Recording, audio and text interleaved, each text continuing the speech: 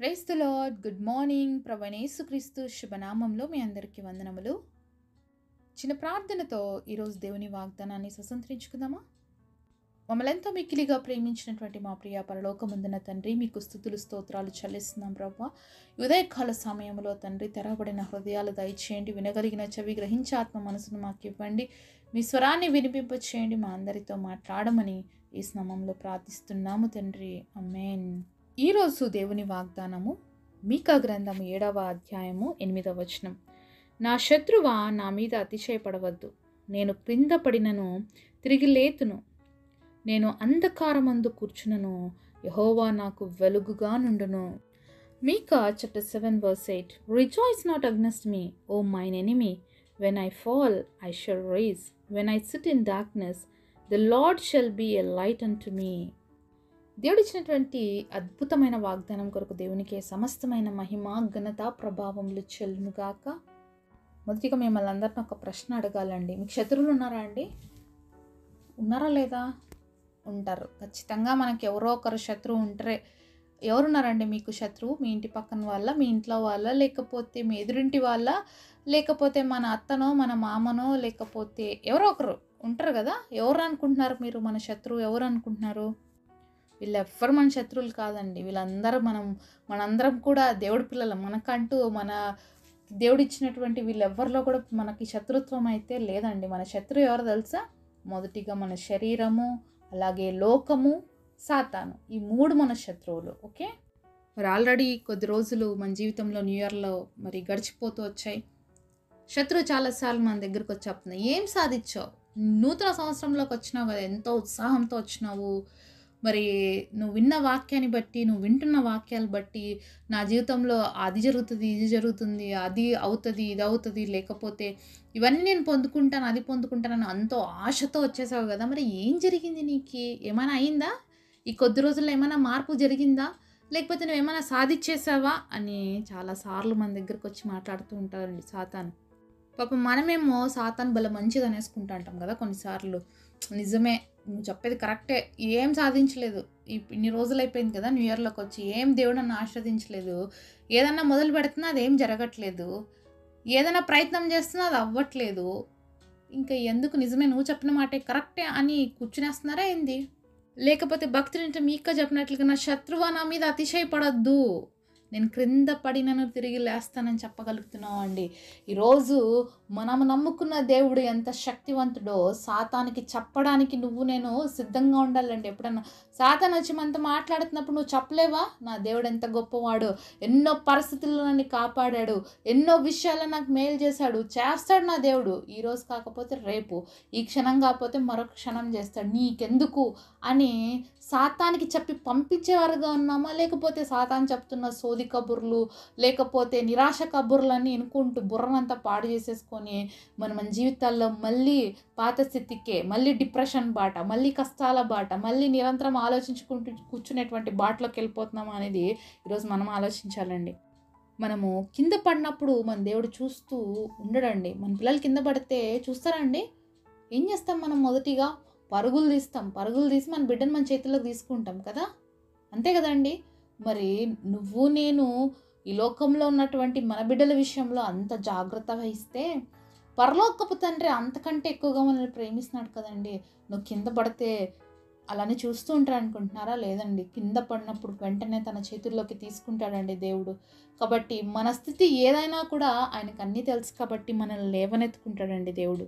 మరి అంధకార పరిస్థితులు మన జీవితంలో అనేక సార్లు వస్తుంటాయి. నిరాశపరిచేటువంటి పరిస్థితులు మన జీవితాల్లో ఎన్నో ఉంటాయండి. ఈ మనిషి జీవితంలో ఈ పరిస్థితులు లేదని చెప్పడానికి లేదు. ప్రతి ఒక్కరి జీవితంలో ఏదో ఒక కష్టం, ఏదో ఒక బాధ, ఏదో ఒక నిరాశ, ఏదో ఒక దుఃఖం అనేది అయితే ప్రతి ఒక్క జీవితంలో ఉంటూనే ఉన్నాయండి. కారణం ఏంటంటే మనం చేసిన తప్పే. మన ఆది పితరుల దగ్గర నుంచి వచ్చిన ఈ పరంపర అనేది స్టార్ట్ అయిందనమాట. ఎందుకంటే మరి ఏదైతే మనం చేసామో ఆ తప్పుల్ని దేవుడి దగ్గర ఒప్పుకోలేదు. ఆ రోజు ఆదాము ఒప్పుకోలేదు, అవ్వ మీద వేసేస్తున్నారు. హవ్వ మరి సాతాను అంటే పాము మీద వేసేసింది. దానివల్ల భూమి శపించబడిందండి. మనల్ని దేవుడు శపించలేదు, కానీ భూమిని శపించాడు.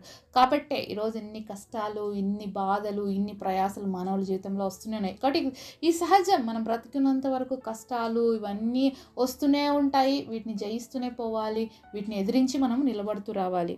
అందుకనే భక్తుడైనటువంటి దావీదు మహారాజు ఒక మాట అంటాడు. కీర్తనలు 23వ అధ్యాయము 4వ వచనం. గాఢాంధకారపు లోయలలో నేను సంచరించినను, ఏ అపాయమునకు భయపడను. నీవు నాకు తోడయుందువు, నీ దుడ్డు కర్రయు నీ దండము నన్ను ఆదరించును. మరి గాఢాంధకారపు లోయలో సంచరించిన దేవా, నువ్వు నాతో ఉన్నావు అని చెప్పగలుగుతున్నాడండి మరి దావీదు మహారాజు. ఎందుకంటే తన జీవితంలో అనేకమైన పరిస్థితులు వచ్చాయి, ఎన్నో ఇబ్బందులు వచ్చాయండి దావీదు జీవితంలో. సొంత కుమారుడే తరిమేశాడు అడవుల్లోకి. మరి తండ్రి యొక్క రాజ్యాన్ని తీసుకోవడానికి మరి అబ్షాలోము తండ్రికి వ్యతిరేక అయిపోయినాడు. అలాంటి సమయంలో దావీదు మరి పారిపోవాల్సి వచ్చిందండి అరణ్యాలకి. అంతేకాకుండా మరి దావీదుకున్నటువంటి ఉపపత్నులందరిని అక్కడ విడిచిపెట్టి తన భార్యల్ని, మిగతా వాళ్ళని, పిల్లల్ని తీసుకుని వెళ్ళిపోతాడు. అయితే తన ఉపపత్నులు ఉంటే మరి ఉపపత్నులు అంటే వాళ్ళు కూడా మరి దావీదుకి భార్య లాంటి వాళ్ళు. అలాంటి వాళ్ళతో తప్పుడు పనులు చేస్తాడండి. ఎందుకు అంటే అబ్షాలోము అంత నీచానికి దిగజారిపోతాడు, అంత భయంకరమైనటువంటి పాపస్థితిలో ఉన్నాడు. మరి అలాంటిది విన్నప్పుడు దావీదు యొక్క గుండె ఎంత పగిలిపోయి ఉంటుంది. తల్లితో సమానమైనటువంటి వారితో కుమారుడు వ్యభిచారం చేసినప్పుడు ఆ తండ్రి మనసు ఎంత తల్లడిల్లిపోయి ఉంటుంది, ఎంత బాధపడి ఉంటాడు. తన కుమారుడు చేసేటువంటి ప్రవర్తన ఆ భయంకరమైనటువంటి అంధకారంలోకి వెళ్ళిపోయినప్పుడు ఎంతో బాధపడినాడు. అక్కడ షిమి అనే ఒక వ్యక్తి మరి దావీదు అరణ్యంలోకి వెళ్తున్నంతసేపు దూషిస్తూనే ఉన్నాడు. అయితే మరి ఎంతో బాధపడినాడు, కానీ తిరిగి ఒక మాట కూడా మాట్లాడలేదండి. అలాగే అంతకంటే ముందు సౌలు చేత తరమబడి అలసిపోయినాడు. తర్వాత రాజైనాడు.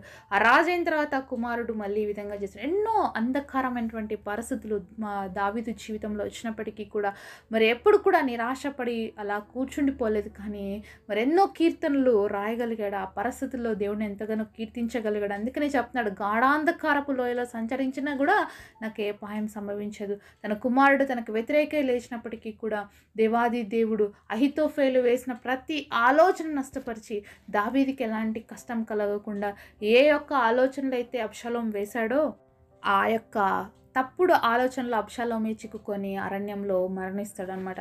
కాబట్టి దేవుడి బిడ్డలుగా మనం పరిస్థితులు ఎంతో గాఢాంధకరంగా కనిపించవచ్చు, కానీ ఆ పరిస్థితుల్లో దేవుడు మనతో ఉంటాడండి. దేవుడు మనల్ని ఎప్పుడు విడిచిపెట్టాడు.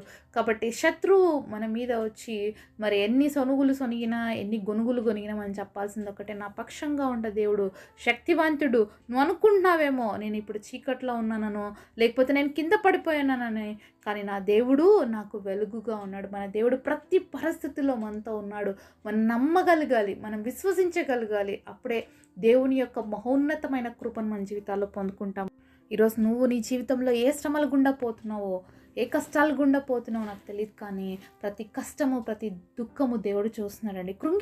కృంగిపోతే సాతానికి మరి స్థలం ఇచ్చిన వాళ్ళం అవుతామండి. కాబట్టి మన జీవితంలో కృంగిపోకుండా మరి ఇంతగా మనల్ని ప్రేమిస్తున్న దేవుడు మనం నమ్మాలండి. చాలాసార్లు నమ్మకపోవడమే మన జీవితంలో దేవుడు కార్యాలు జరగనీయకుండా సాతాను మన జీవితాల్లో ఆటంకపరుస్తున్నాడు. కాబట్టి నమ్మటం మనం నేర్చుకోవాలి. ఎన్నో పరిస్థితులు మన జీవితంలో నుంచి తప్పించిన దేవుడు, ఎన్నో విషయాల్లో మేలు చేసిన దేవుడు ఇప్పుడు నువ్వు ఉన్న పరిస్థితి నుంచి నీకు విడుదల ఇవ్వలేడా? నువ్వున్న పరిస్థితిలో నేను కాపాడలేడా? ఒకప్పుడు నువ్వు మరణ పడక మీద ఉన్నావు, నువ్వు ఒకప్పుడు అపాయకరమైన పరిస్థితిలో ఉన్నప్పుడు నీ జీవితం అంతా కూడా అంధకారంగా ఉన్నింది. అలాంటి స్థితిలో నుంచి నేను దేవుడు బయటకు తీసుకొచ్చినప్పుడు ఇప్పుడున్న చిన్న చిన్న సమస్యలు చూసి బాధపడిపోతున్నావే, నీకున్న చిన్న చిన్న సమస్యలను చూసి అయ్యో అని చెప్పేసి దిగులు పడుతూ కూర్చున్నావే, సాతాను చెప్తుంటే నువ్వు ఇంతే అంటే వినుకుంటూ కూర్చున్నావా?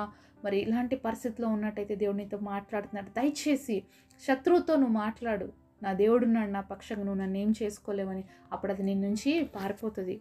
అందుకనే దేవుడు ఒక మాట అంటాడు, మరి సాతానికి చోటు ఇవ్వద్దండి అనేసి. మనం ఎప్పుడైతే సాతానికి చోటు ఇస్తామో అది మనలో ఉండిపోవడానికి ప్రయత్నం చేస్తుంది. అపవాదికి చోటు ఇవ్వకుడి, అప్పుడు వాడిని యొద్ద నుంచి పారిపోతాడు.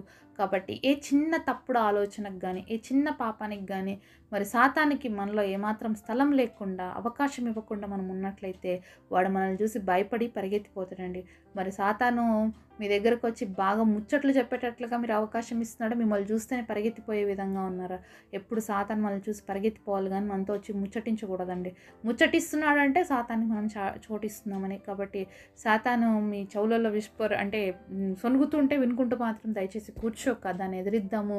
ఈ గొప్ప వాగ్దానం దేవుడు మనకి ఇచ్చాడు కాబట్టి చెప్దాం, శత్రువైన సాతాను నా మీద ఏమాత్రం అతిశయపడద్దు, నేను అంధకారంలో ఉన్నా, నేను పడినా కూడా నా దేవుడు నాకు వెలుగుగా ఉన్నాడని మనం చెప్దాము. అప్పుడు సాతాను మన దగ్గర నుంచి పారిపోతాడు. ఈ నూతన సంవత్సరాన్ని మన జీవితంలో బహు ఆశీర్వాదకరంగా దేవుడు అనేక మందికి మనల్ని ఆశీర్వాదకరంగా చేయాలని ఆశపడుతున్నాడు కాబట్టి అట్టి కృప దేవుడు మనకు దయచేయను గాక. పరిశుద్ధుడైన తండ్రి, మీరు మాతో మాట్లాడిన ప్రతి మాట కొరకు వందనాలయ్యా. ఈరోజు ఎంతమంది అయితే సాతాన్ని చూసి భయపడుతున్నారో, అది కలవరపడుతున్నప్పుడు కలవరంలోకి దిగిపోయి కృంగిపోయిన స్థితిలో ఉంటున్నారన్న తండ్రి, ఆయన మా ప్రియ బిడ్డలందరినీ తిరిగి లేవనెత్తండి. నువ్వు ఉన్నావు మాకు వెలుగునిచ్చే దేవుడు కాబట్టి ఈరోజు ఇచ్చిన గొప్ప వాగ్దానం మా అందరి జీవితంలో నెరవేర్చి ధైర్యంతో మా పక్షంగా ఉన్న దేవుడు సజీవుడని తండ్రి చెప్పగలిగటానికి, సాతానికి ఎక్కడ కూడా చోటు ఇవ్వకుండా తండ్రి ఎదిరించడానికి మా అందరికీ శక్తినివ్వమని యేసు నామములో ప్రార్థిస్తున్నాము తండ్రి. ఆమేన్.